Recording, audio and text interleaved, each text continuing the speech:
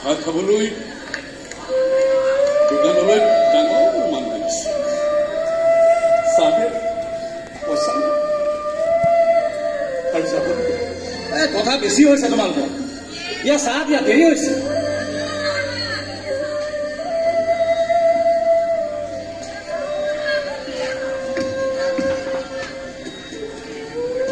পানী টপত হওঁতে সময় লাগিছিল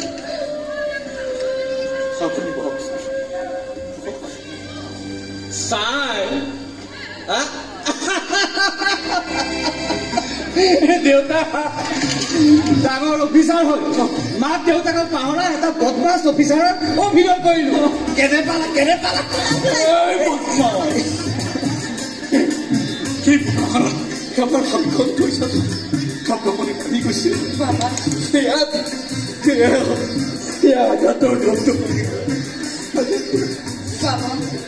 মই কি ভাবিছিলো যাবা মানুহ সলনি হয় কিন্তু ইমান সোনকালে কেনেকৈ সলনি হয় মা অকণমান সুবিধা পাব লাগে একদম চকুপানী বহাই দিয়া তুমি কেনে আছা তুমি আৰু দেউতা দোকান কেনে চলি আছে লোকচান হৈছে কিয় এইকেইদিন মনৰ আনন্দতে চিনাকি গ্ৰাহকবোৰক ফ্ৰীতে কৈ আছো বাপেকে পিছে দোকানখনৰ কি হ'ব এতিয়া দোকানখন মানে মই কৈছিলো নে দোকানখন মানে দোকানখনৰ এক মিনিট আগতে একাপ গৰম চাহ বনাই থৈ আছো মই থাকোঁতে বেলেগ চাহ বনাই নবই মই আজিতো স্পেচিয়েল চাহ বনাই মোৰ কাৰণে কাপ বনা তুলসীৰ লগতে কম্পিউটাৰো দিয়ক নেকি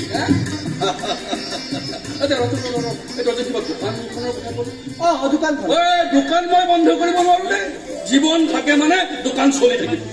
মইতো তাকেই ক'ব খুজিছো দোকানখন অকণমান ডাঙৰ কৰিব লাগিব দেখিলি ই বেটাই দোকান ক'ত বন্ধ কৰিব দোকান ডাঙৰ কৰাৰ কথাহে কৈছে সঁচাই কৈছে নে মিছাই কৈছে আগতে সুধি লওক আজিয়ে যিখন এক্টিং কৰিলে নাই সুধিবলগীয়া একো নাই বুজিছ বাবা